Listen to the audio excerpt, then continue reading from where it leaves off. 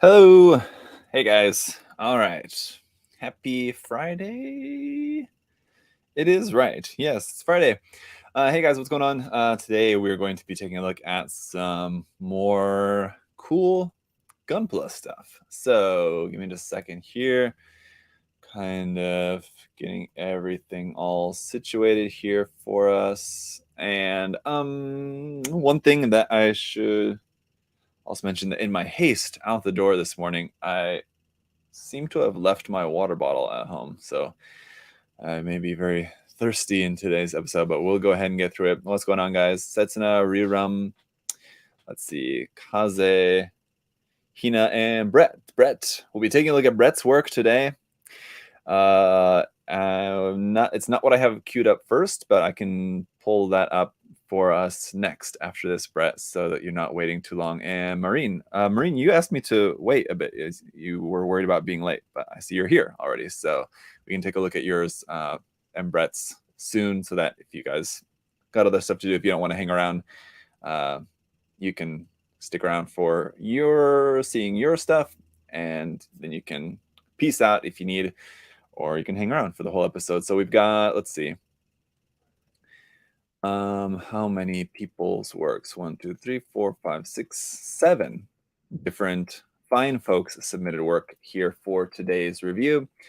Welcome, guys. If you've not seen one of these episodes before, this is episode 27 that we're doing of these. So hopefully you guys all know what we're doing here today, but we're taking a look at some works that are submitted, either finished works or works in progress, submitted by my fine and wonderful Patreon supporters. So you guys can check out the link in the video description if you would like to join the Patreon there. There's different levels.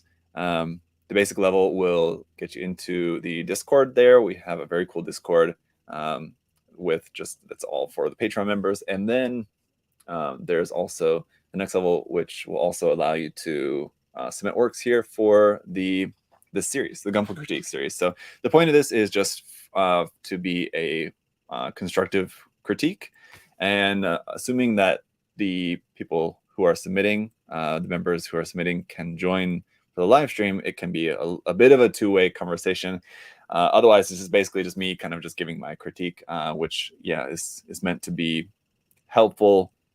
Things that I like and dislike, not necessarily things that I dislike, things, helpful advice anyway, just through my experience, I can kind of share with you guys. So let's get right into it. First one we're going to be taking a look at here is Sean's work. Yes, Sean's work. And let me recap what he said about this. So he said he was experimenting with texture and contrast, and on an MG Barbatos. So let me get this on the screen so you guys can see it here. Not that. Let's see. I want to do this. And here we are. All right. Here's Sean's Barbatos. So this is the MG, but I had to do a double take. I will admit, he said in the email that it's MG, and I was looking at it, especially looking at the feet, thinking that those aren't the feet of the MG. So there is a little bit of kit bashing going on. The main kit is the MG. But he did do some kit bashing here for, I think he said the arm. This arm, I think that's from the 1/100 scale, or at least some of the armor parts there.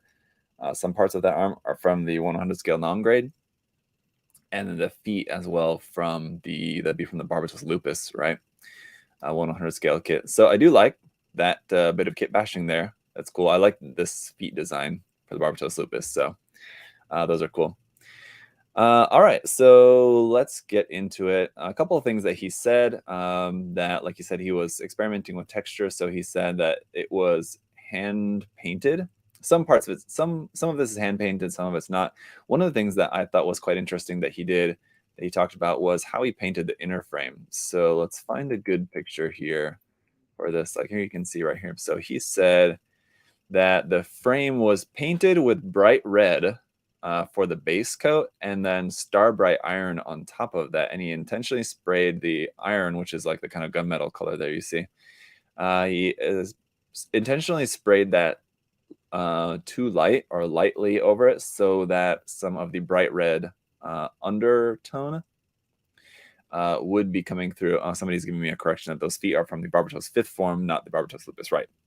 Thank you. So that some of that bright red undertone will be coming through the iron kind of color, the gunmetal color there for the inner frame. A very cool idea, interesting idea. Anytime you're kind of painting using the base tone color to in some way modify your main color that you're going to be doing over the top of that is always interesting, and it's something that a lot of people don't do, but it is something that you can certainly use to your advantage for some very cool, interesting paint effects. So in this case, it's interesting. I think it's something that I honestly may not have noticed. Like looking at this, I would have just thought that he'd used just kind of like a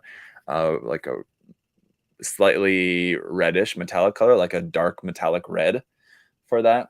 So it's an interesting effect. I think that one of the things that may have been interesting to do about if you're going to do it, again, or do it differently in some way, would be to make it so that the red is more visible in certain particular areas more than others. It seems like kind of it's, from what I can tell, just looking at the pictures here, he sprayed the iron color kind of lightly but evenly over the whole frame, as far as I can tell.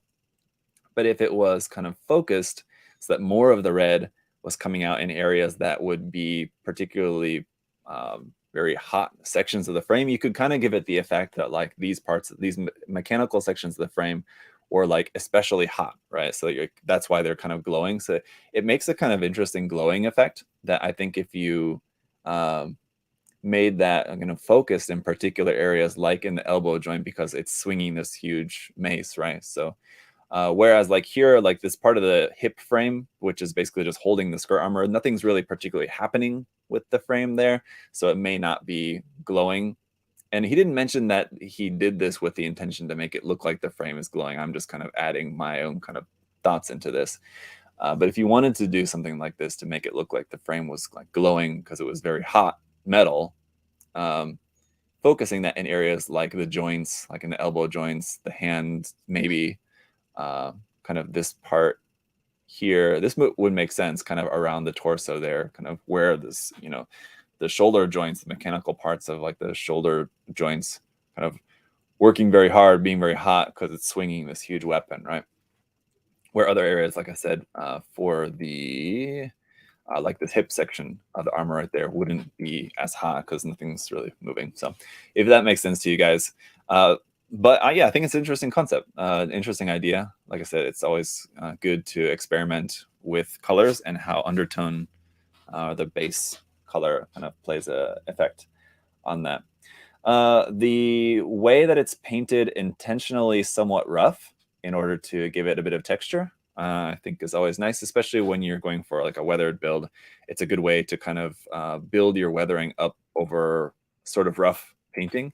It kind of makes it a little bit easier for you to kind of make it look more rough and make it look more weathered. That said, I think that the weathering is done a little bit not thoroughly. Like you can see in here, like for example, it's perfectly clean inside that part right there, or like you could see it pretty well in another photo of the feet here as well. Like this is another example. So in here, like it's just perfectly bright white and not weathered at all on the inside of the armor there. And so there's a couple of ways that you can go about this. Is that what I used to do, and I kind of do it a little bit differently in a lot more recent builds, but what I would do is once you're painting, then just paint the inside of the armor with just like a really dark gray or something. You do like kind of a German gray or something along those lines. Just paint that inside of the armor in just a dark gray so that it just kind of is hidden, basically just becomes a kind of like a shadow interior area there. But what I've done in a lot in more recent builds is use a dark, if you're planning on weathering, use a dark either surfacer, or especially if you're going to be hand painting, I would just use a dark surfacer or use a dark base color. So like for these parts, and if you guys saw, is actually kind of apt to the current Trash Treasure series that I'm working on with the Master Grade Zaku. If you guys saw the second part of that, which was uploaded yesterday, I used a black surfacer for the base for that because it's going to be kind of weathered. And so using a black surfacer, and then when you go to paint, especially hand painting, because you can control exactly where the paint goes. You can with the airbrush too, but you're going to be getting like some spray from the airbrush. Like if you were trying to paint this with an airbrush, you might get a little bit of overspray kind of going to the inside of the part. But hand painting, you just paint the outside of the armor, and the inside is just going to stay black because that's what you used for your primer, your surfacer, or a base color on top of your surfacer or whatever. So what I would recommend, if you're going into a build and you're planning on it being moderate to heavily weathered, use a dark color for either the surfacer and or the base color, whether it be black or like a dark brown mahogany. If it's something that's going to be kind of like a ground mobile suit, that's going to have a lot of like earth tones like this that you're going to be using for the weathering, or it's something that's going to have a lot of rust, using a dark brown mahogany color for your base color kind of can help out with that. For something more like space, like what I'm doing with the Zaku, using black works better for that. And so it makes it so everything's already dark, and you just have to build up whatever's light on top of that, rather than like with this, you kind of have to go backwards, where you have these light colored armor pieces and then you just kind of missed going in, filling in some of the darker spaces kind of in and behind the armor. So just kind of a small thing that you kind of have to pay attention to. The color of the dirt, for that matter, is very interesting. Kind of very red. Love the nicely stained wood base, Brett said. Yeah, I can't tell if that's actually wood or what that's made of. It looks like it's just painted to look like wood, sort of.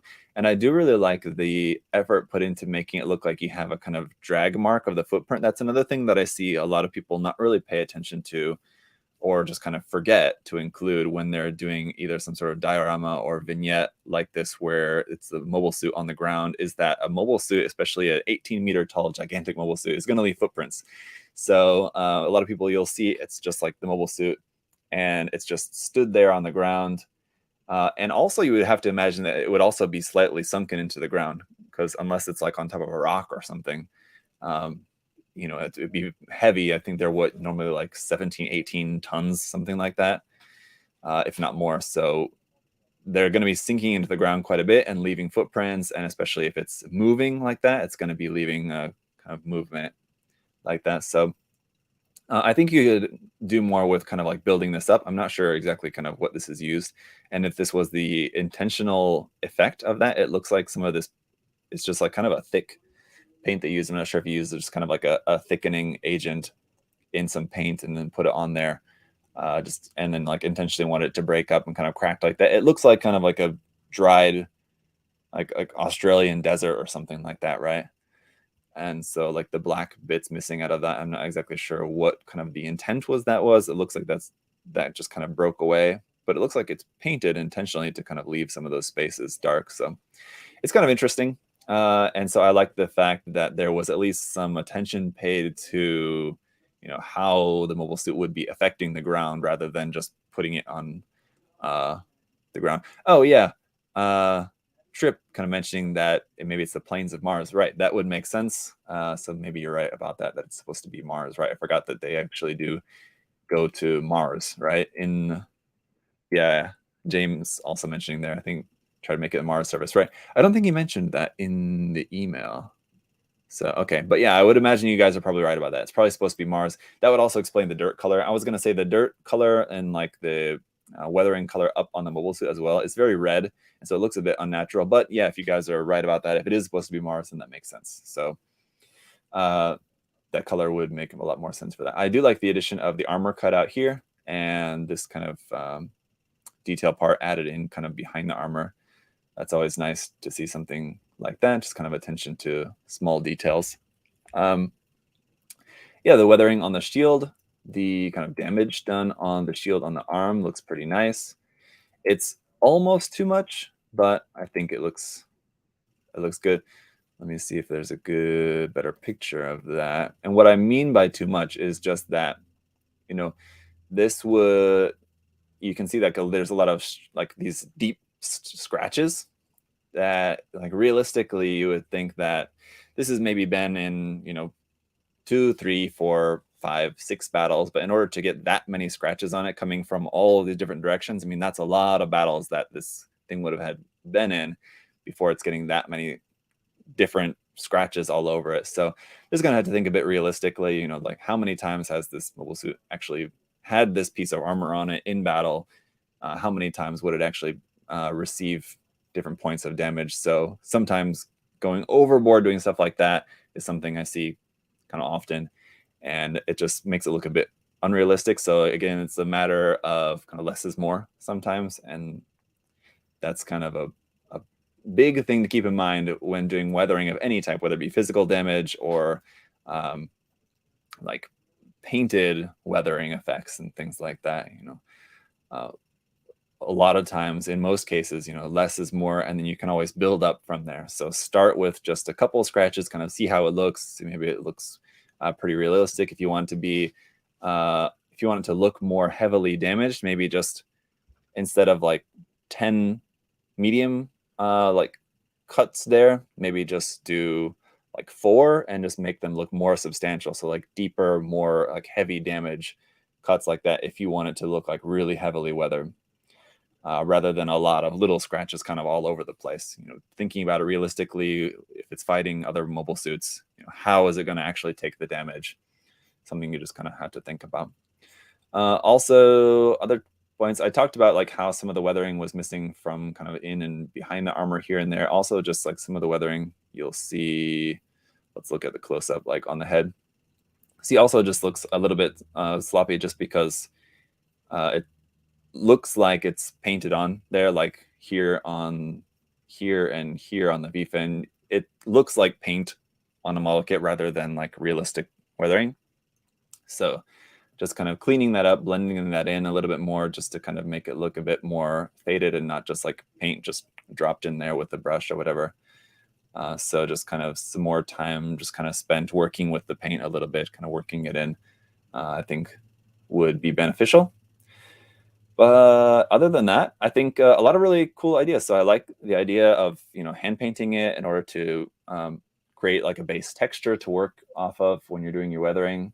Like I said, using the different color, especially the bright red for the undertone for the frame, is an interesting idea. So a lot of interesting ideas here for this. I think it just kind of basically just take some practice just to kind of perfect some of those techniques in future builds. But certainly a nice build here, and just like overall nice shape and composition to the build, and the selection of the different parts like the feet and the shield part to customize the Barbatos, I think are all nice choices there for that. And on another small side note here, I do like the title here, how using like the strip, what do you call it, Dymo strip there for the just nameplate there on the base is cool. It looks good. It kind of fits with like the theme of the Barbatos, right? This sort of like utilitarian kind of look to that, I think does look pretty cool. So, okay, yeah, and a nice dynamic pose, right? Exactly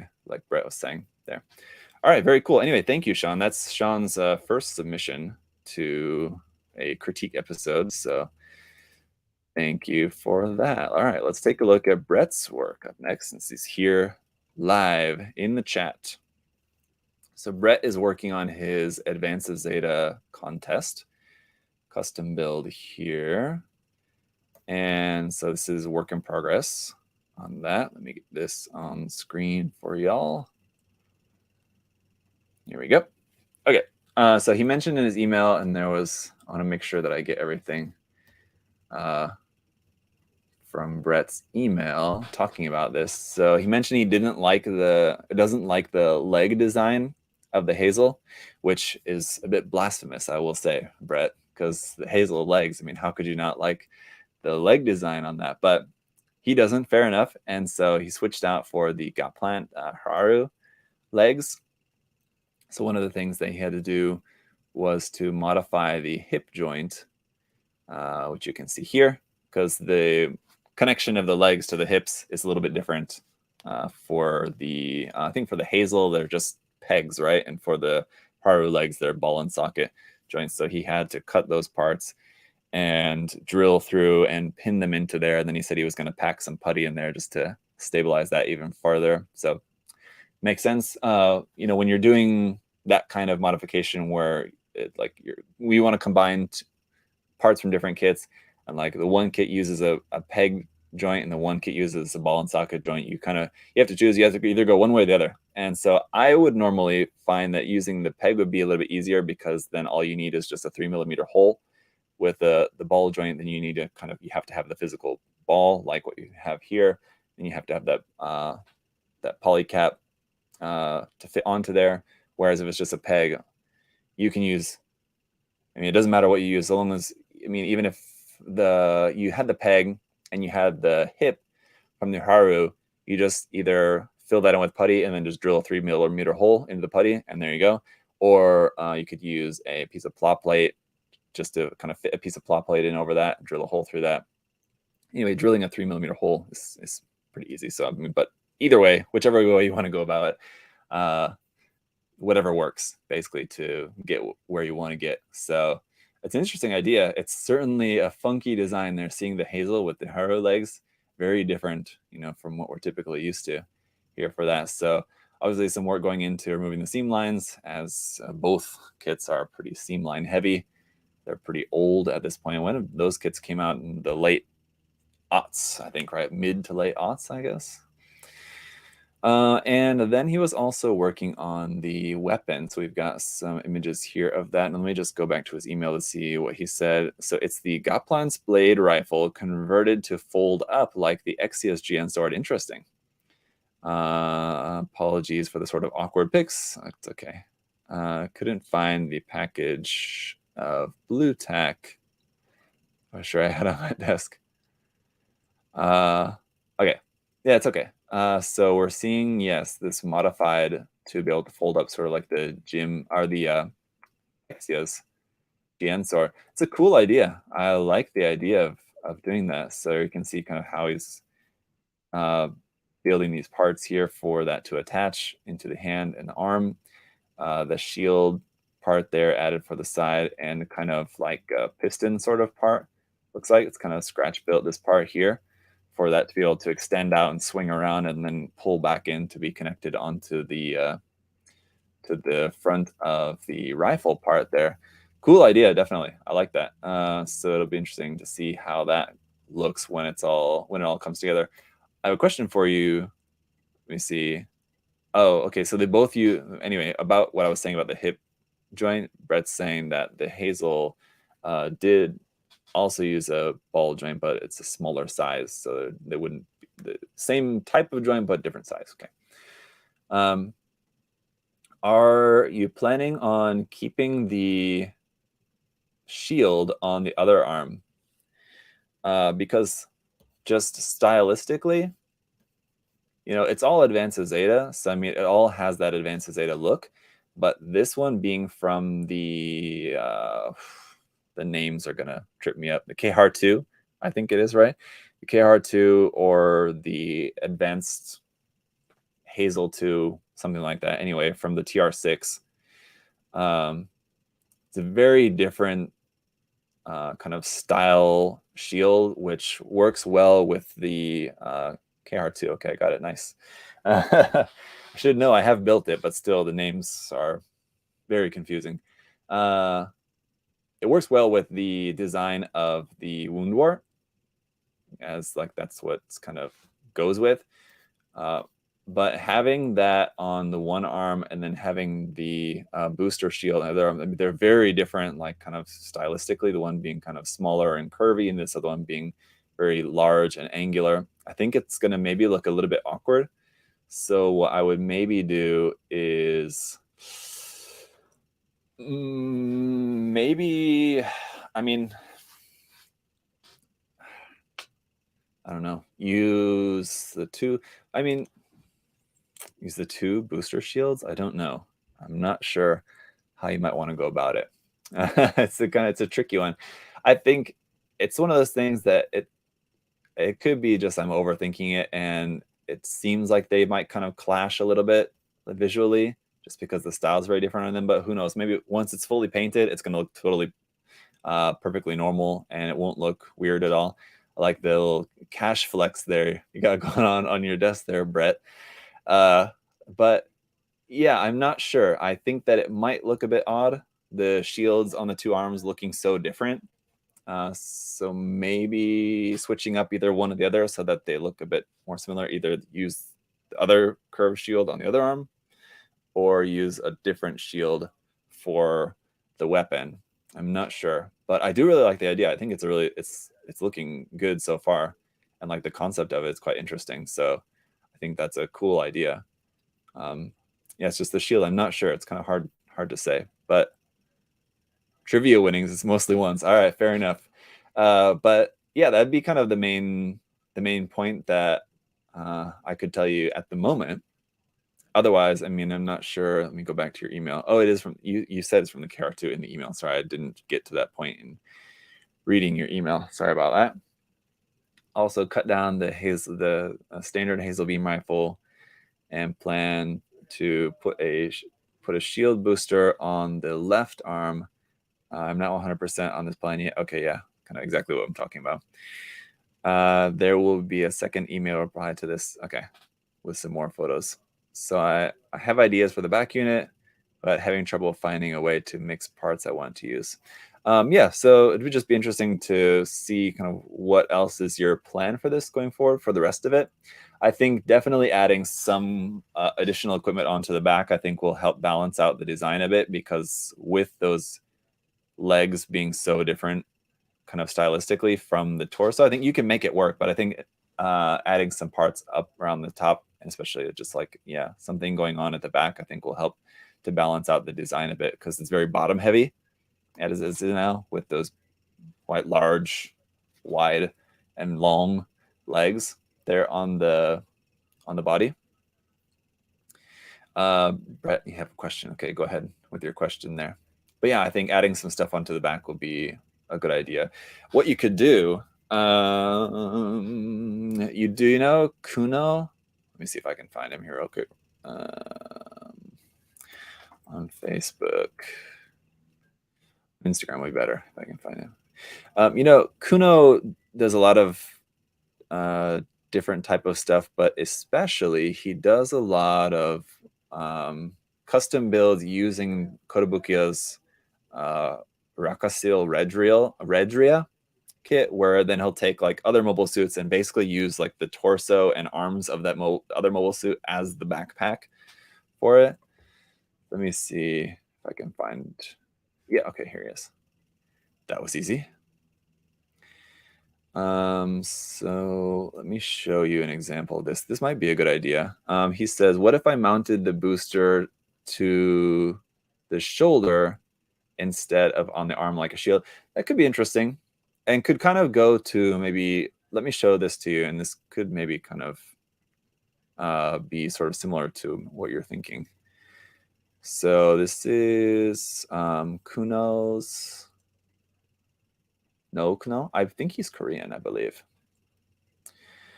And he does a lot of stuff like this. So it's basically just like the torso and arms and shoulder binders and stuff of the Kshatriya just like slapped onto the back, basically. But he does a good way of kind of mixing it up so that it doesn't look like it's just the torso slapped onto the back. Obviously, like if you can see it from behind, it's more noticeable.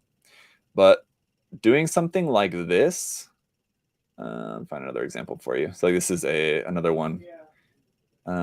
Using a 5-star stories kit, and it's not quite exactly like what I'm talking about. I kind of say, oh, here's another one, for example. It's like it's just like the upper body of the Wing Zero, essentially, just like there as the backpack. So what I mean is doing something like that with the rest of the Gunpla kit, like the torso and the arms and like the big arm cannons that the Gunpla has, using that as the backpack, basically, I think could be an interesting way. And then I think with that, honestly, you could probably just do without the booster shield. I mean, I don't know if you have the like the idea, like I'm saying, of using that part as the backpack, then you've already kind of got a lot of stuff, added stuff going on visually on the top. and then with the addition of the custom weapon that you're making, I think that would kind of do the job pretty well. I mean, and you can debate whether you want to keep the booster shield on there or not, but I think that's something that could work out pretty well. I mean, it's up to you. Do whatever you want to do, especially because it's for the contest, and do whatever you think will look best. But I think that could be a cool way to go with this if you're. Looks like his account is private. Oh, if you just follow him, he would approve you. I would imagine. Yeah, I don't know how he has so few likes. He posts a lot more stuff on Facebook, I think, which is an odd place because a lot of people don't really do that. I don't know.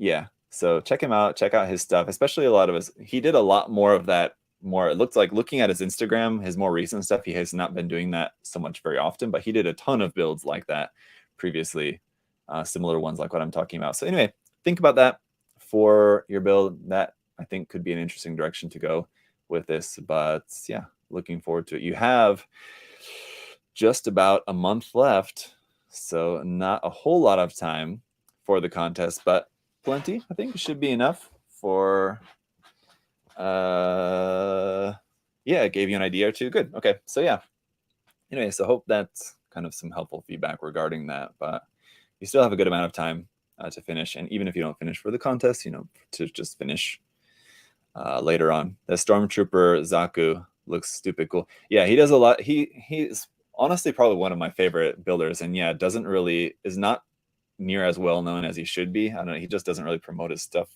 that much or that well. I don't know what it is, but he does some really cool work. His work, I love it because it's like kind of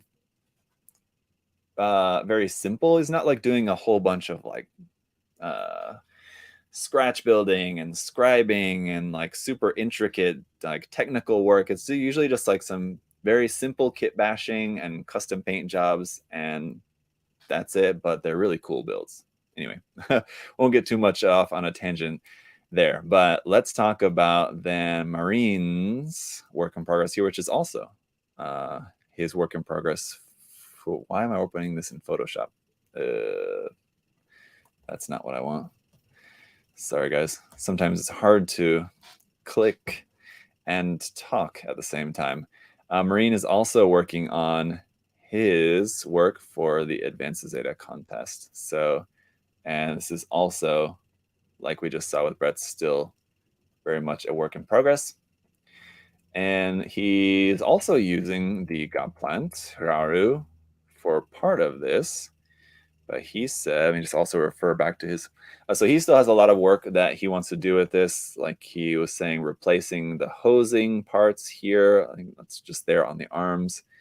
Adding some truss frame on the inside of the shields on there. I think that'll be nice as well because I love the Gaplant kit, but yeah, like the cannons are a really cool feature, but they are very plain, like detail wise. There's not a lot going on there, so it's a lot of wide open space for adding like some big decals and like on the outside for adding some big decals or something like that. It's a very big wide open canvas, but the underside, yeah, it's very very empty.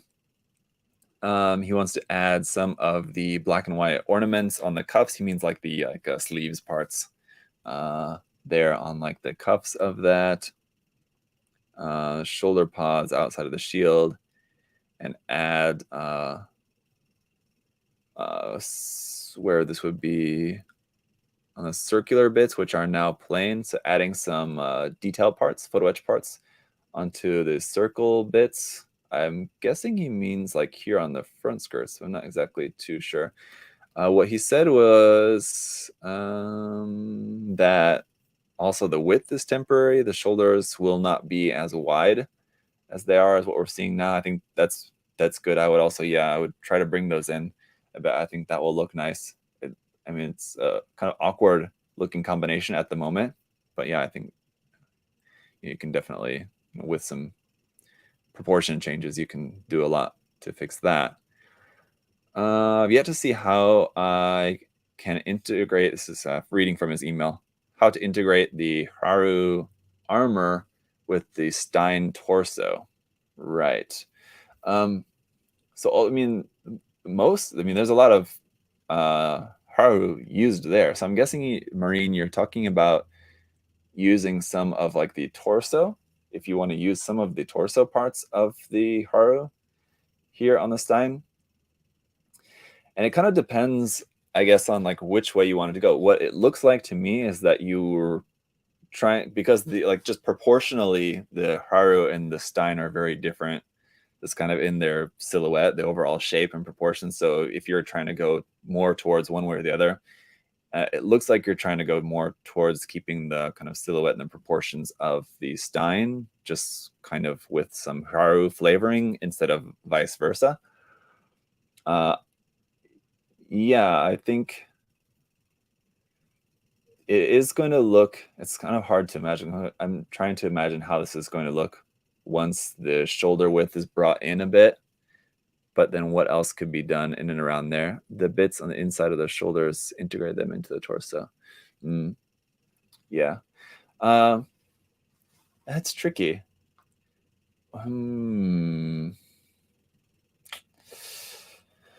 Yeah, I saw a really cool build just the other day of someone that had kit bashed, what was it? I think it was like parts of a Hazel, and had kit bashed like with the shoulder parts of the Biolarnt. Like kind of how the Biolarnt has like its arms, it's a kind of a big gap between the body and the arms, because like the shoulder goes like way out and then the arm comes down like from way off to the side for the Biolarnt's arms. And in that gap in between, he had just like the regular arms of the mobile suit. So I mean, if you're committed to using the Gunpla arms there, I don't want to say maybe try using the Biolarnt arms, but you could look to the Biolarnt maybe for some just kind of inspiration as far as, you know, how you might want to set up the proportions and the equipment and everything.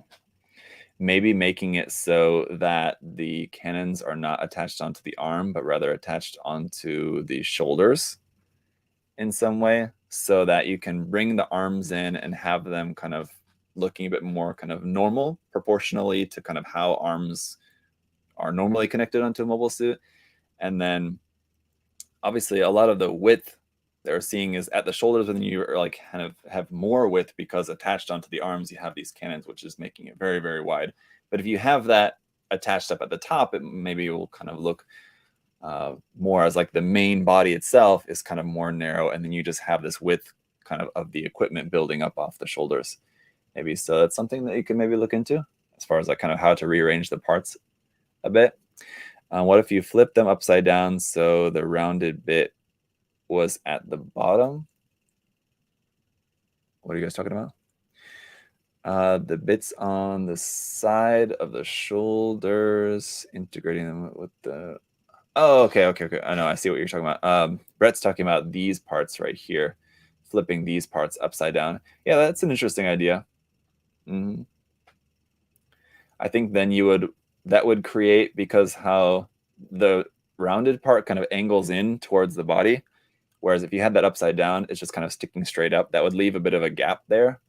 It would leave kind of a gap here in this section between this flat part kind of pointing straight up almost, and then the body right there. You would have this kind of big like triangular section where you would have nothing. I think you would want to add something kind of similar to like how the Gundam Mark II has these kind of filler parts on like the top of the shoulder armor, where the shoulder is connected into the body.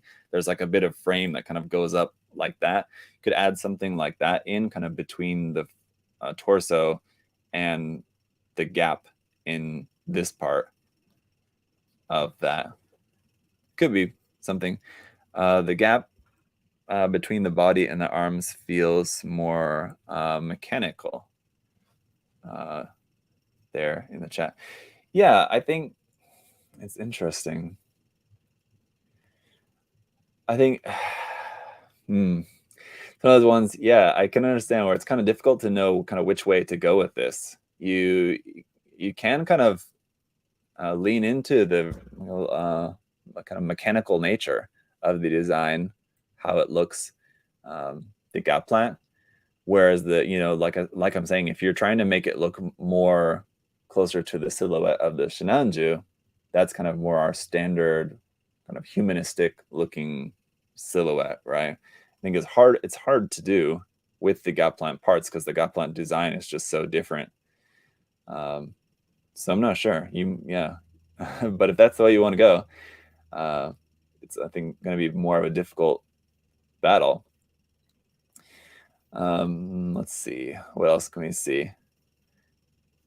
I noticed that you also are taking in the dong, so that's not quite as extended, and also the feet, which are at the moment, you can see the feet are just have these holes in there, but obviously those are going to be blocked off so that the feet aren't quite as long, and also the front section of the hip section is not as long either. So I think those are going to be nice changes to the design as well. Again, just to make it look less like the Gunpla and more like the Shinanju.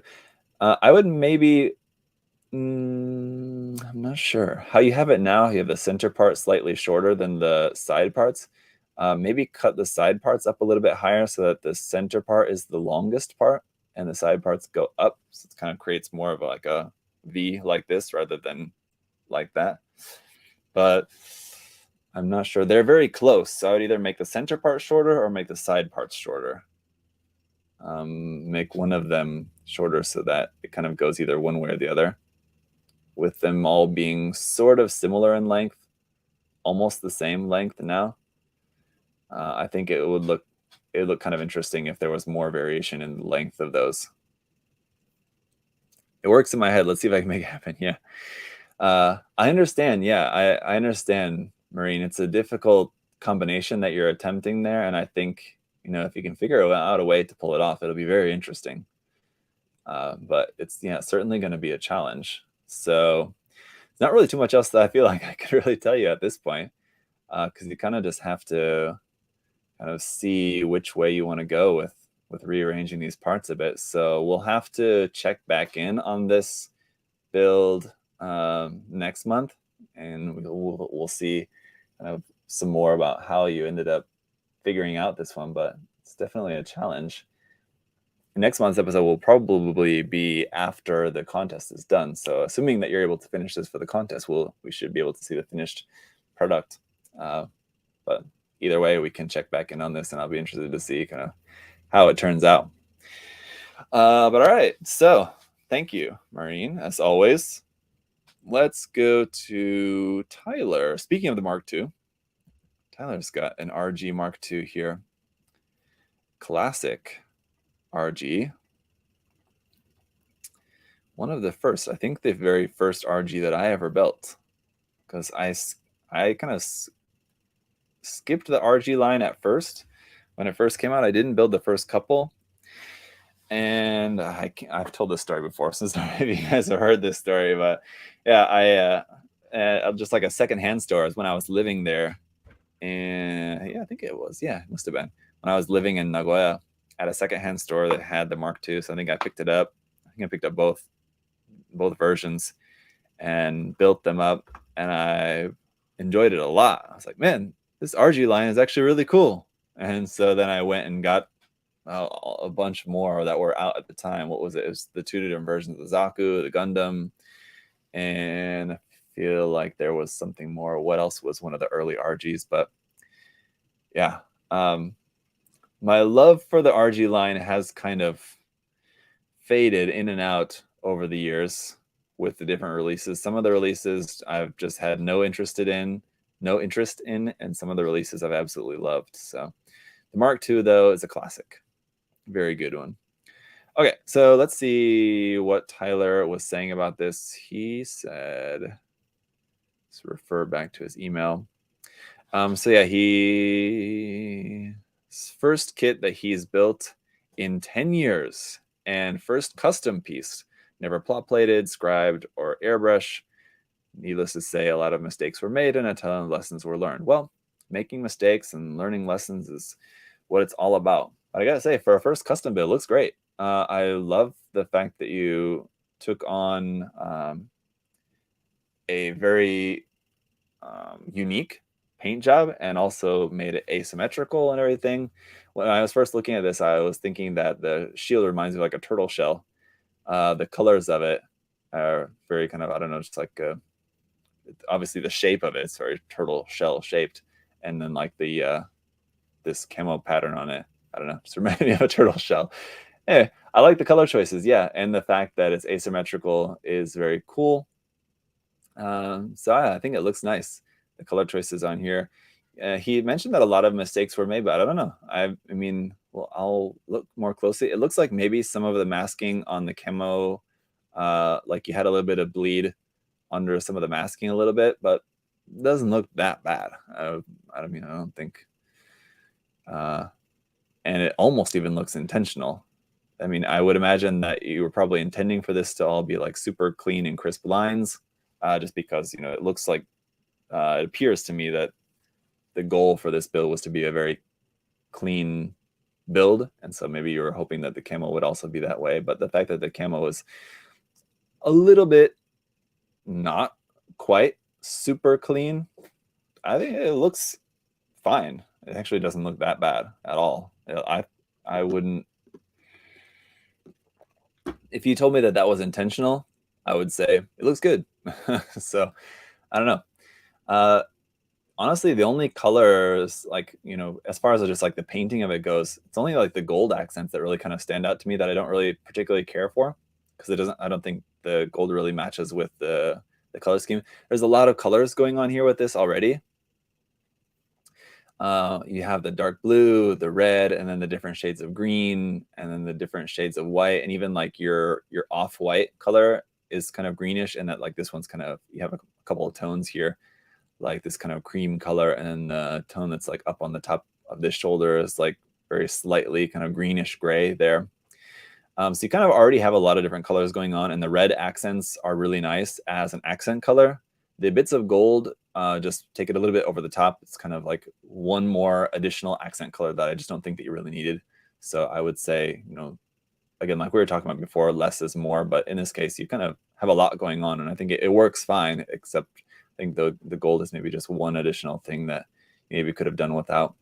The additional parts added here onto the back, like this kind of like hook part added right there, and this part, what is that from? I know I recognize that part. It's from like the chest cannon of, I don't know, like a double Zeta or something like, or no, something like that. Anyway, or no, that's like an option part, isn't it? One of the like the HD builders parts, option parts, because that's what these tanks are from, or a Kotobukiya set, something. Anyway,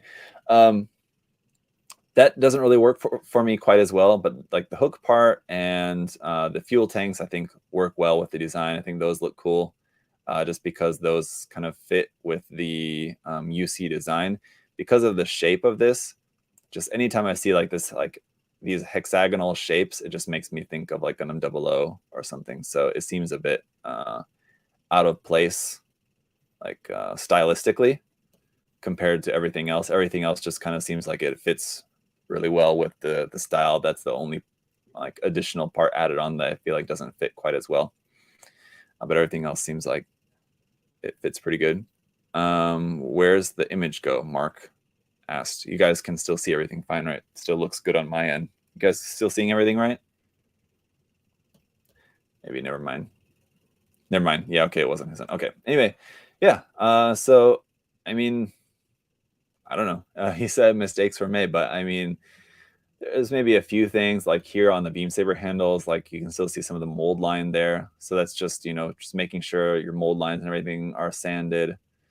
And I guess if we, you know, had more photos to really dive in and look at all the details really super closely, we could maybe find some more kind of small mistakes here and there. But I think overall it looks good. Just kind of looking over some more of this. Yeah, the two-tone colors, like on the blue, are really nice.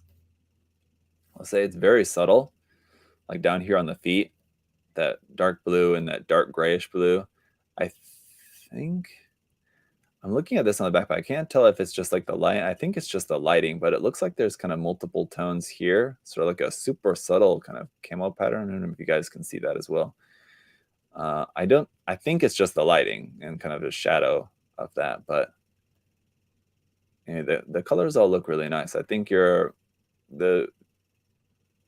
certainly very unique, and it's probably not going to be for everybody.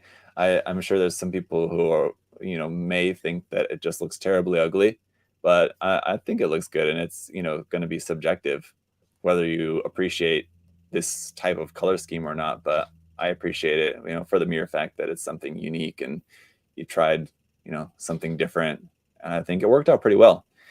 The hand, yeah, Bandai's HD builders parts hands are just not good. I don't know who designed them. Nothing that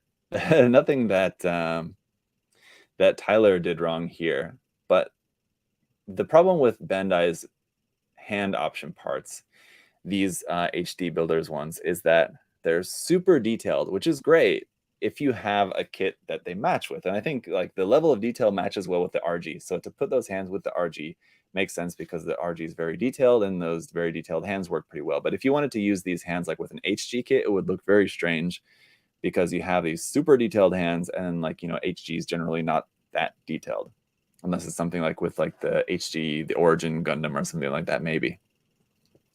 But the other weird thing about them is that the size is weird.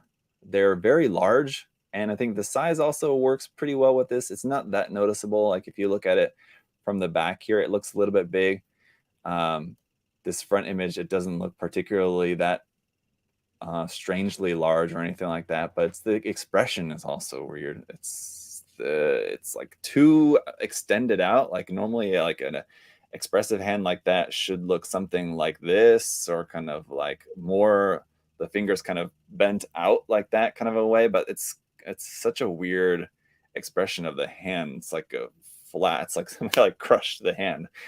I don't know. Yeah, whoever designed those hands needs to be reassigned at Bandai to do something else because they're very strangely designed, which is unfortunate because some nice option hands from Bandai would be great, but they just don't really make good ones. And then like the option parts, the option hands that they made and like the build fighters, like option sets, those kind of have the opposite problem. They're like too weirdly shaped. So I don't know.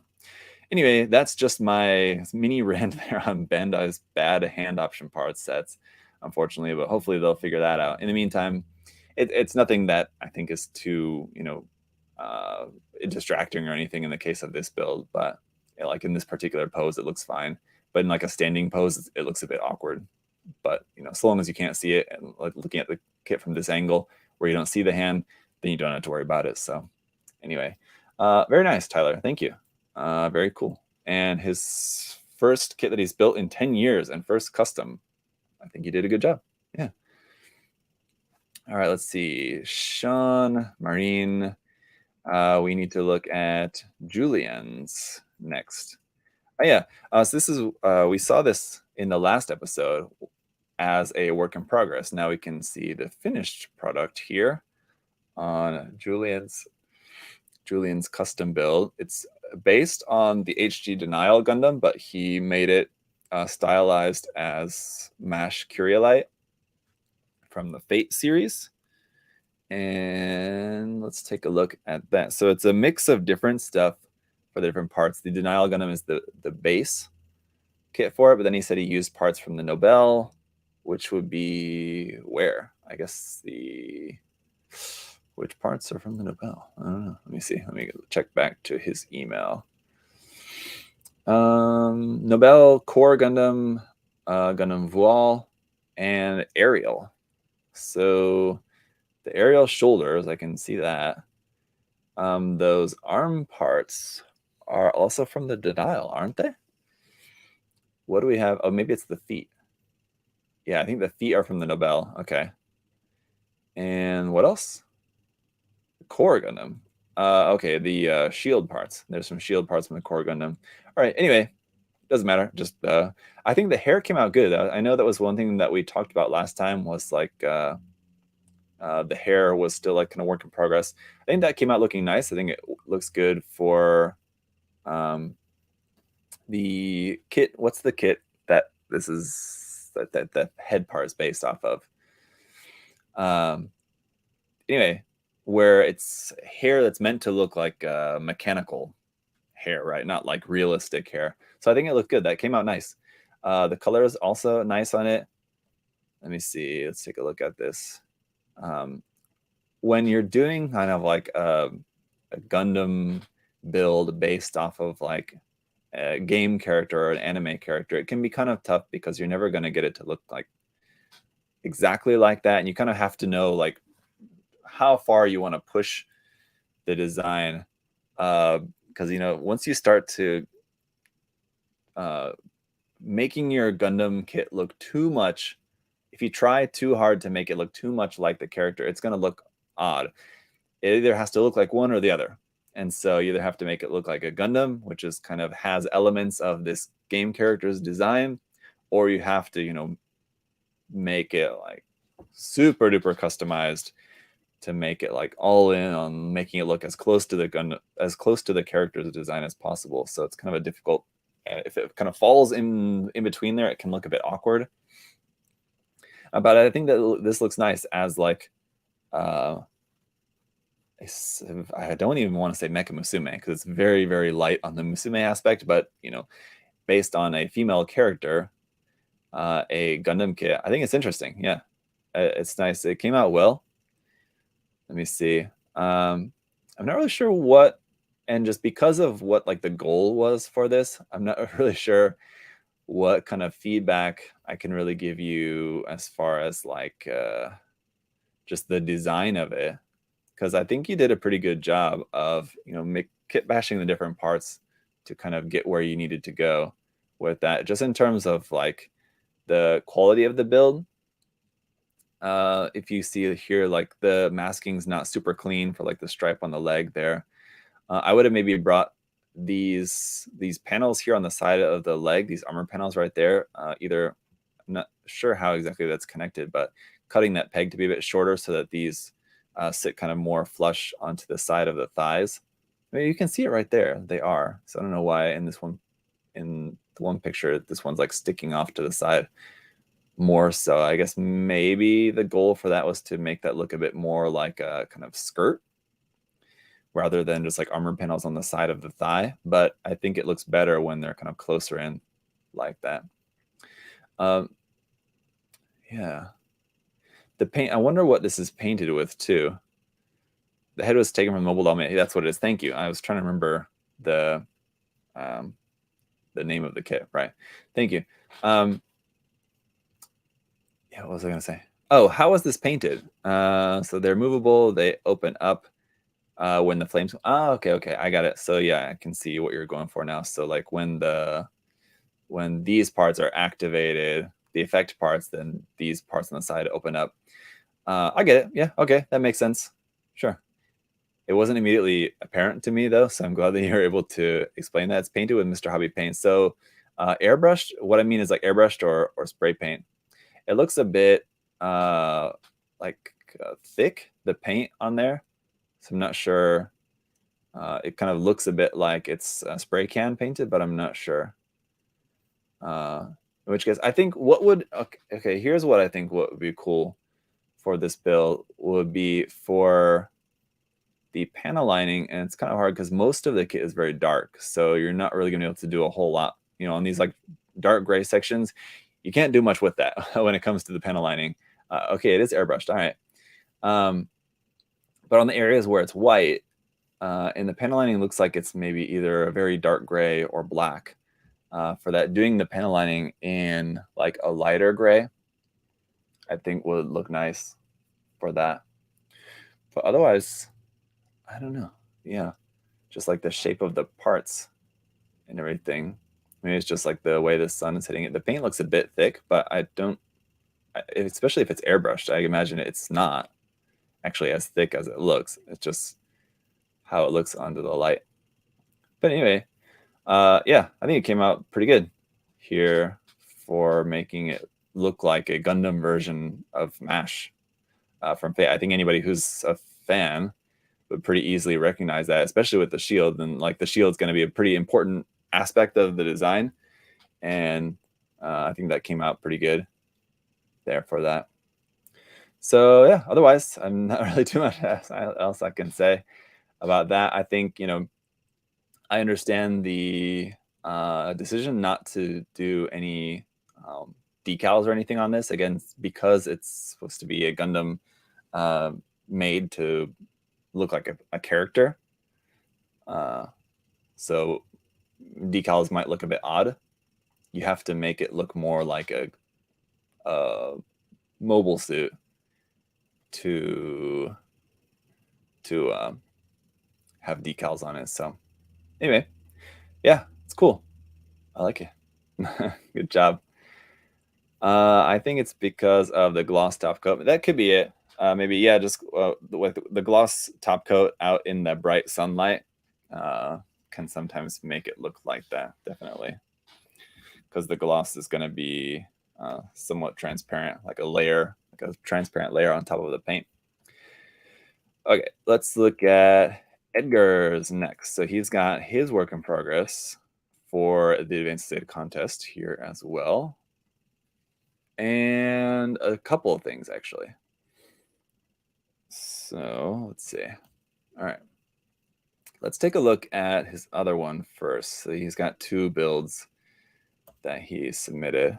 This one is one that we saw before. And wasn't there... Did I skip over that? Was there some more photos on that? Maybe just the one. Oh, so there's a couple builds. Okay. I think I skipped one. No, that's it, right? Yeah. So this is the work in progress. Okay, that's the finished build. That's the work in progress, right? So this is the work in progress that we saw last time. Oh, we've seen this before. And let me go back to his email. This one from Edgar.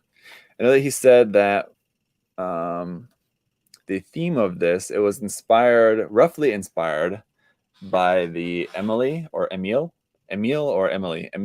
Spartan armor from Halo Reach, mainly the red shoulder, skull mask, shotgun, and shoulder-mounted kukuri knife. So there's kind of how we saw it in a more rough state, I think, an earlier work in progress before that. But just to take a look at the work in progress, like for comparison, before we take a look at the finished one. Oh yeah, I remember one of the things that we talked about before, if I remember correctly, was like the elbow joints on them, right? We were talking about how to make the elbow joints a bit tighter. Looking at this though, I think it came out quite interesting how he cut this piece of armor that fits over the side of the arm to make it look like this kind of frame looking bit with the holes drilled in there and this cutaway section. It looks a bit rough here as a work in progress, but then like on the finished build, it looks like either cleaned it up or the paint did a good job of making that kind of cleaned up a bit so that looks nice as just a piece. Kind of reminds me of the similar kind of shaped piece on the HG, the Origin Zaku 1. Has a similar part like up on the top of the shoulder. Let's see, what did he say here? Next step for the build is to try my hand at weathering, thinking of doing some minor chipping and then using some enamel wash to dull it down. Yeah, so it's not finished, I should say. He's going to do some more weathering on it, as he mentioned. And he's not super happy with his painting of the skull and the face mask. Honestly, I think the skull on the face mask looks fine because as it is, it's not super noticeable. It's kind of subtle. And I like the fact that it's kind of subtle on there. Like it's a nice detail that when you're looking at it at first, you don't notice it straight away. I didn't. But then like once you notice it, you're like, oh, that's actually a skull in there. It's kind of cool. So I think that looks good as it is. Certainly weathering will tone down the colors. And I mean, that could be where you want to go with it, or it could be not. I think, you know, depending on how you want it to look, the colors on it are nice and kind of very flashy as it is. Even though, you know, you have the bright and flashy red, the rest of the colors is not exactly flashy. It's all kind of these dull, muted colors. But it has an interesting design to it with the bright red accents being very prominent on this otherwise fairly neutral design. But yeah, certainly weathering is gonna, depending on how you do it, I suppose, is gonna tone that down quite a bit. I like the asymmetry of the knees there. The modification to the knees came out well. This one right here, well, both knees are modified, so this part and that puttying and adding this part there, which is from the IBO kit. Can't remember the name of it. Oh, yeah. It's been a long week, guys. Shizuoka Hobby Show has just been crazy. But yeah, I like how that came out. The asymmetry in general and just the modification on that looks clean. All the modification work looks pretty clean and nicely handled on here. Everything blends well, so nothing really looks particularly out of place. Like these kind of grenades or whatever here look a bit awkward, kind of like right up in there in the torso, but not that bad, honestly. I mean, I don't like, depending on like the direction you're looking at it, I think it works well enough. Maybe if there was a way to either paint like a thin line in between there just to separate them, so instead of it looking like one piece, as I'm sure this is just one piece, make them look like individual, grenades or whatever, by just painting just like a little line in between there just to help separate those. Kind of like how, stop selecting, you have over here on the arm. Like these look a bit more convincing as like separate bullet rounds or whatever here, whereas this just looks like one piece onto there. So it kind of breaks the illusion a little bit there with that. But yeah, very interesting modifications and stuff. I do like this gun over here on the arm, also quite kind of unique shape. I mean, I can tell what, even though I've not seen anything quite like that before, I can tell what it's supposed to be, and that's always kind of important. When, if I was just looking at this and thinking like, what is that supposed to be? It's just kind of like parts slapped together there on the arm, and it's kind of unclear. Then it kind of leaves me as the viewer, as the audience of this, it kind of leaves me, then I have to kind of sit here and like try to wrap my head around, okay, like what is that supposed to be? But I can tell what it's supposed to be, so it's good. Anyway, yeah, let's just take a look here throughout the rest of this. Just some detail painting on like this little vent, I think, just as it is. I mean, I know that it's a work in progress, so just something to point out there. But yeah, if you do want to do some weathering on it, I think that, yeah, if you do want to go, like if you want to tone down the colors, doing like kind of a filter layer kind of over the whole thing, I think could look pretty good and help to make it look more, depends on how like realistic you want it to look.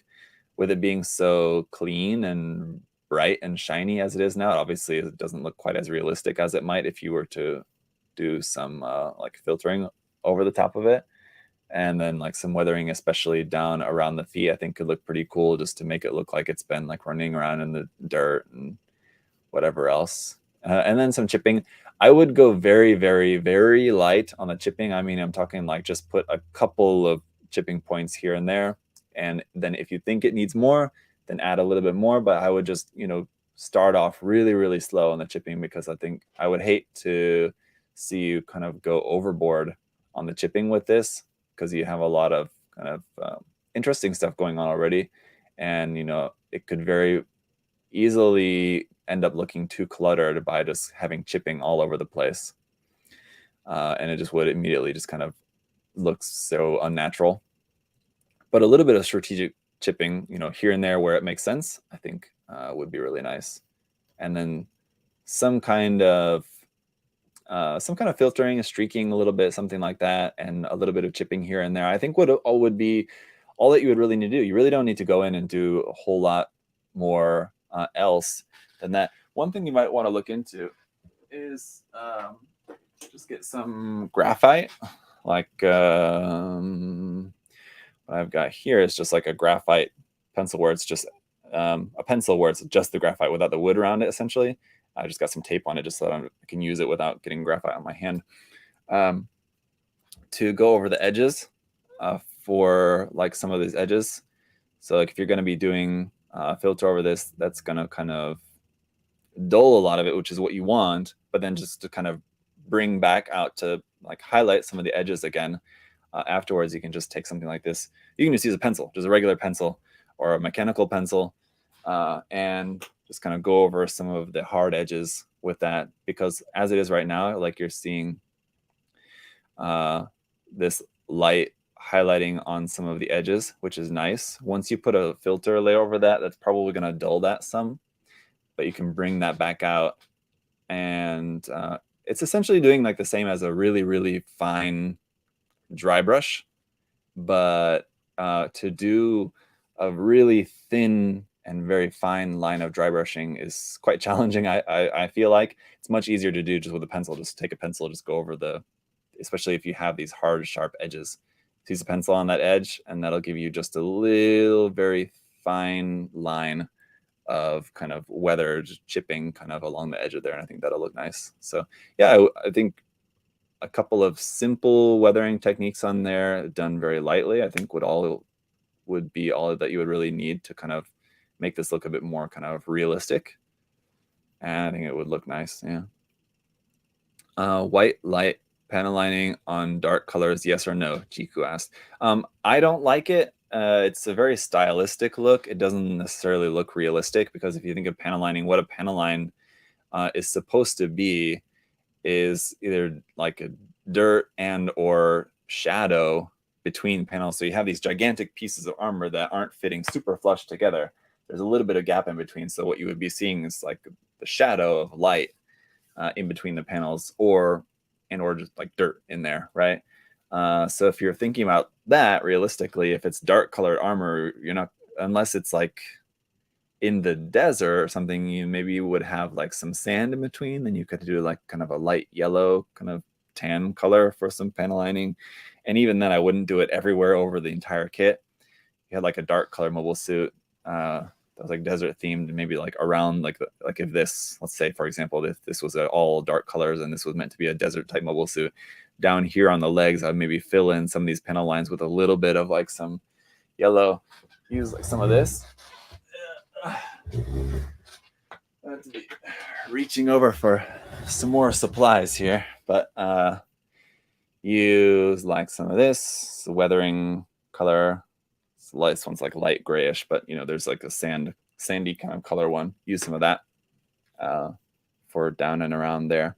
I did that recently a little bit. If you guys saw with the last video that I did, repainting one of the Gravistar Bluetooth speakers. If you saw the one that I did, the Supernova speaker, I used some white as a kind of like a panel lining, but it was more to look like salt deposits, like as in the machine had been in the ocean salt water. So you would have a little bit of kind of like white staining and just from like the salt in some of the edges. So like there's certain weathering aspects that using a light color can work. But generally, you would only use like white or light color panel lining on dark colors, only if you're going for like a very stylistic look. Hope that makes sense. Okay, anyway, let's take a look at his other build here. Edgar's custom build that he's working on for the contest. So this is a prototype Zeta that he's making. So with the theme being Advance of Zeta, he said he wanted to go about it more deliberately, with this being a prototype Zeta, basically, that he's making here. So he wanted to do the shoulders asymmetrically, which I think does look cool, fits with the Advance of Zeta kind of design here. This is based off of the Lightning Zeta and Mega Shiki. The Lightning Zeta is basically just like the torso. And what else? Maybe the feet. Are those the feet from the Lightning Zeta? I'm not sure. Looking at that, maybe. I guess so. And the arms, legs, and hip section, I think this is all from the Mega Shiki. And this part from the Gym Sniper too, I believe, right? For the part for the front of the shin armor. So it's looking pretty good so far. Interesting combination of these parts.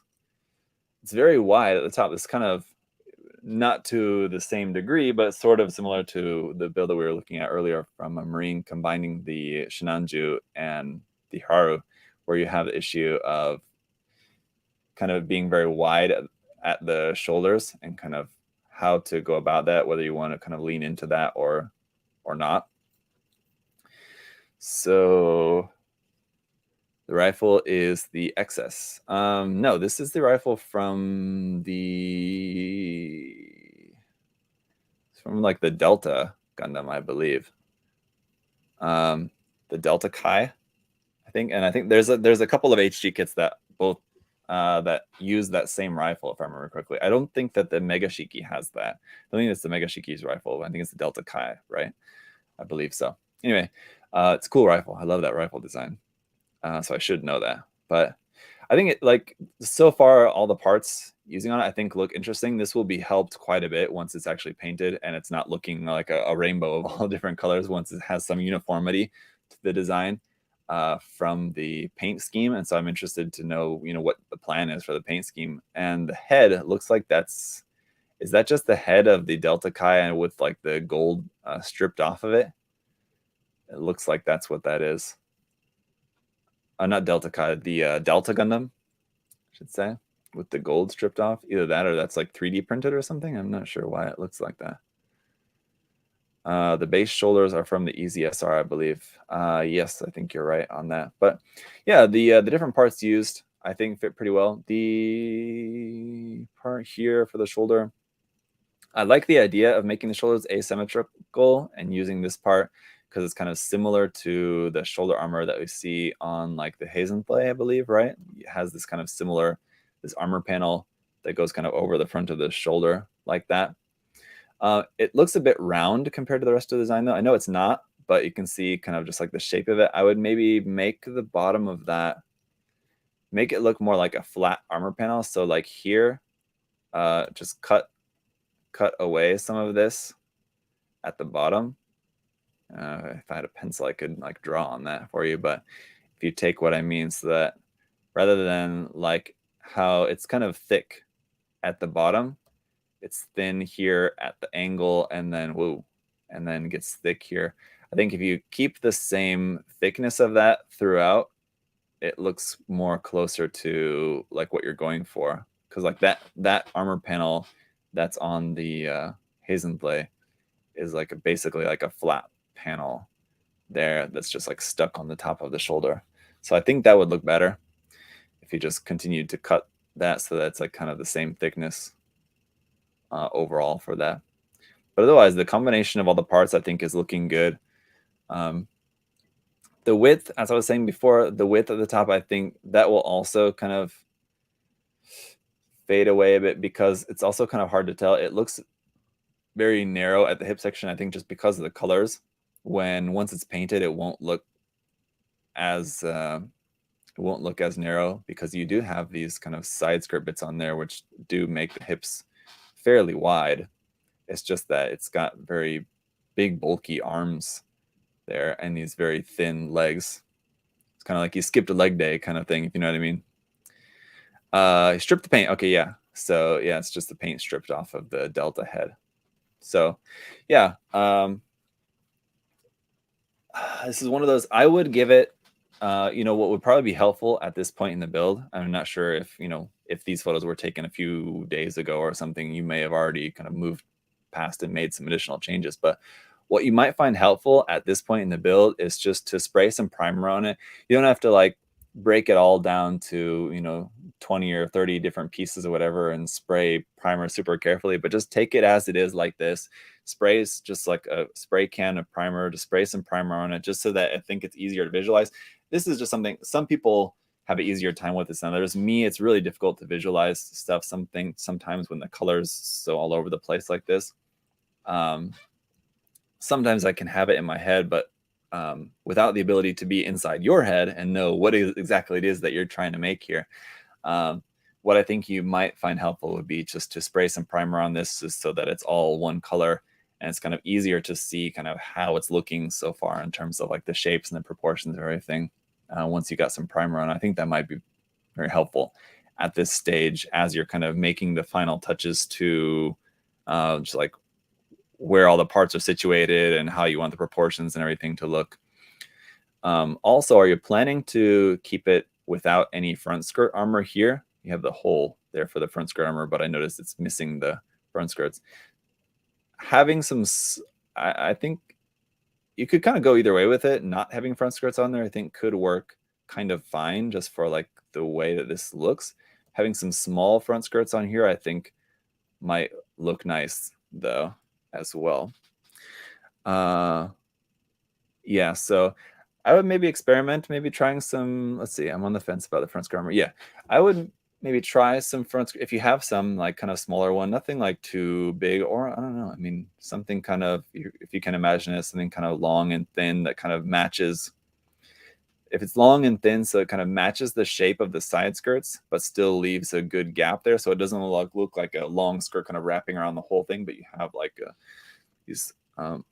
a good gap kind of in the middle from the middle hip section. You have a long piece of armor there for the front, and then another big kind of gap between the front and the side skirts. Then you have the side skirt armor there. I think that could look kind of cool. Or a short, like smaller little kind of piece. Yeah, interesting. See what you have on hand as far as like options for kit bashing, some kind of skirt armor there, or go without. I mean, I think you could also make it work without. But yeah, I think definitely spraying some primer on this to just kind of get a better sense of how everything's looking so far, I think could be helpful. All right. Honestly, yeah, Brett's thinking that it looks dope without them.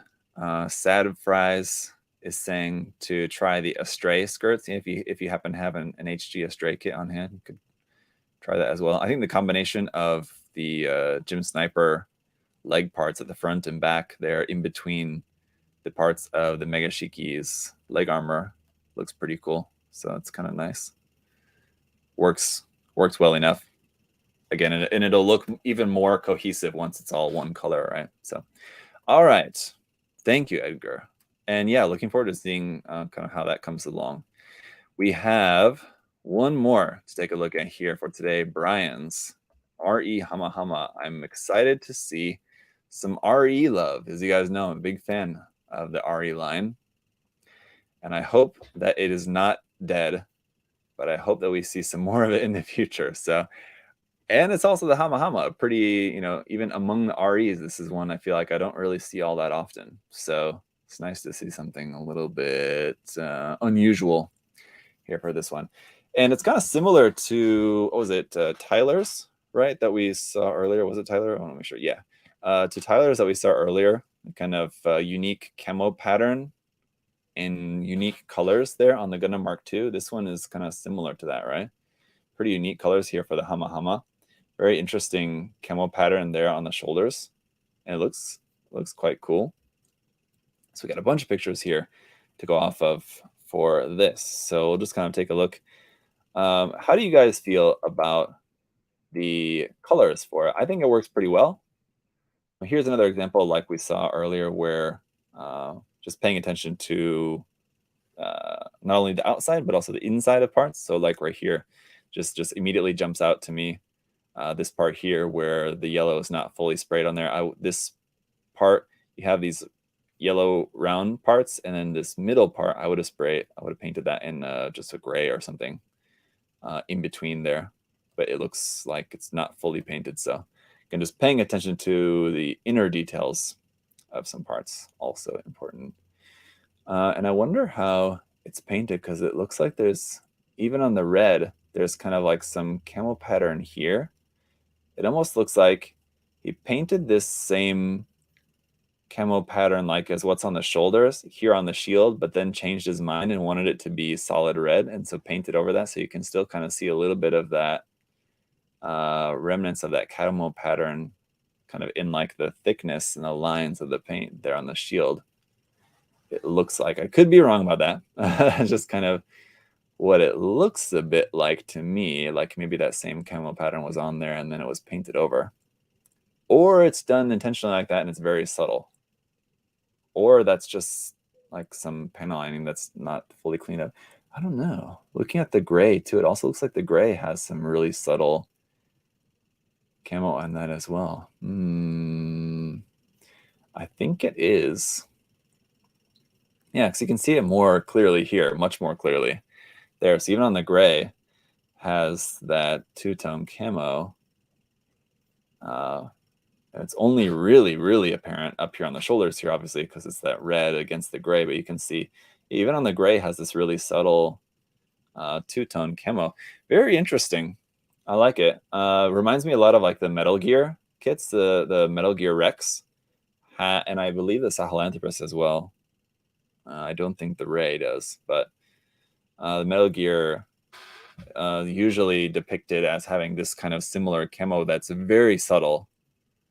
Like from a distance, it just looks gray, but it's meant to have a kind of really subtle, kind of sort of splinter camo look to it. Let's see. Love the white accent on the knee there. The white accent on the knee. Where was that? Let's see. So this one we're looking at. It's like how the one knee is yellow and the one knee is red. Let's see another wider photo. Here we go.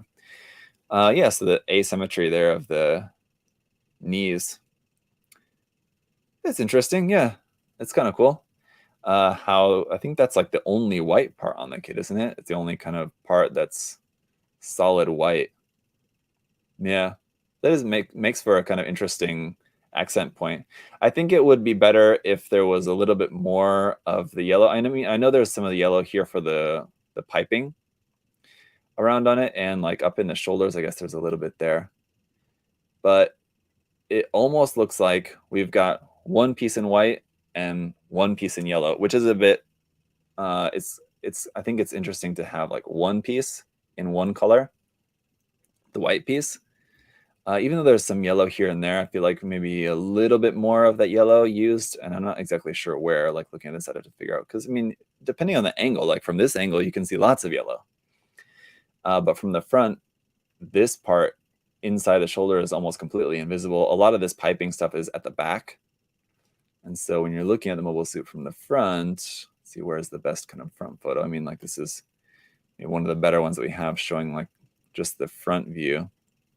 There's not a whole lot of yellow, and so it essentially looks like you have this one big yellow piece and one big white piece, where I think if this piece, the one, rather than being yellow, if this would have been just gray, and then you keep the yellow just for like these very, very subtle accents, and then everything else is just kind of gray, and then you have the one white piece, that would make for a nice accent. But does that make sense? As it is now, we have like one big yellow part and one big white part. It's kind of like taking the idea of having like one off-color accent part, but then doing two of them, which I think just having one maybe is maybe what I would have done. But either way, it's interesting, and I like the idea. Again, it's a unique idea, and it's nice to see, people doing different stuff, unique ideas. That's the kind of thing that will,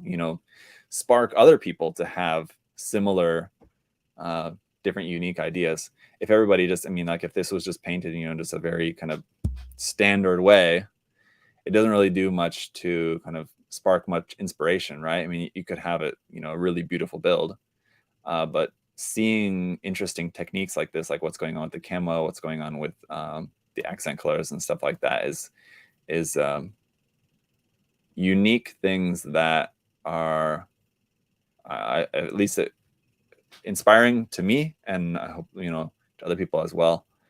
I feel like I need to get a thesaurus, or just not be so tired, but I can't keep saying unique. But anyway, fresh ideas that will hopefully spark some fresh ideas for you guys as well. Different things that you can do, rather than just like sticking with the norm, right? So I think it's nicely done. It's very interesting, and like I said, it's nice to see one of the kits that you don't really get to see all that often around, people working on. So I like it, and even you guys know how I feel about metallic bits, and even like metallic details and stuff like that, but I think the metallic red works pretty well. Strangely, it kind of, in my head, it seems like it wouldn't, but the metallic red details I think work pretty well with just kind of the overall design, and just kind of how odd. And I don't mean that in a bad way at all, in the best possible way. How odd a lot of like the color and paint choices are. The metallic red fits right in with that, and I think works to be another nice kind of accent point. And it catches, I mean, for photographing the kit in this way, it catches the light nicely as well. I'd be interested to see kind of what this looks like in, not in like this dark scene, but in just like against a white background. I wonder how different this would look. It'd be interesting to see how this would look in photographed in a different way. But anyway, okay, yeah. So other than that, it's a nice build from Brian. I think that's also the first thing that we've seen from Brian as well. For that was his most recently completed build. Oh, it's the Glemmy faction forces. Okay, interesting. All right, so yeah, thank you, Brian, and all of you guys. Let's see, Brett, Brian, Edgar, Julian, Maureen, Sean, Tyler. A lot of interesting stuff to take a look at today. So thank you guys for your submissions. This episode went longer than I was expecting, but we had a lot of interesting stuff to talk about. So hopefully you guys enjoyed kind of hanging out and taking a look at some cool work. As I said before, and as you guys know, if you've seen these episodes in the past, the stuff that we took a look at was submissions from some of my awesome Patreon supporters. So thank you guys all so much. Those of you guys who submitted works and everybody there over on Patreon for all of your support. It really means a lot. So I really appreciate it, you guys. If there is any other questions, you guys can leave comments. If you guys have questions about the builds, if you're watching this not live, if you're watching this later on, you're just watching the playback of it. If you have questions about any of that stuff, you can leave them in the comment section. And those of you guys who did submit works, maybe check back later, and maybe if people had questions about your builds, you can answer them, or if you see them around online, something, maybe you can answer people's questions they may have. But other than that, thank you guys all so much. Hope you guys have a great weekend. I've got the third and final installment of the Shizuoka Hobby Show coverage to finish editing and share that with you guys. There was so much stuff, so much the past couple of days. It's been very rough trying to get through all of the Shizuoka Hobby Show madness whilst also finishing my Trash to Treasure build, which is now done. I need to go take a couple photos of that and finish editing. So, and then have a very relaxing weekend is my plan. And hopefully you guys will do the same. Enjoy building some fun stuff. I will probably not build much of anything. I will probably just be resting. So that's going to be it. Oh, and there will not be a MOOC review this weekend just because of all the Shizuoka Hobby Show stuff. I just have not had time to record any sort of MOOC review. So we'll not have anything this weekend, but then we'll maybe do 2 next week. Maybe we'll just do one in the middle of the week and then the normal weekend one next weekend, something like that. But anyway, all right, guys, that's it for today. Thank you guys all, and we'll see you next time. Bye-bye.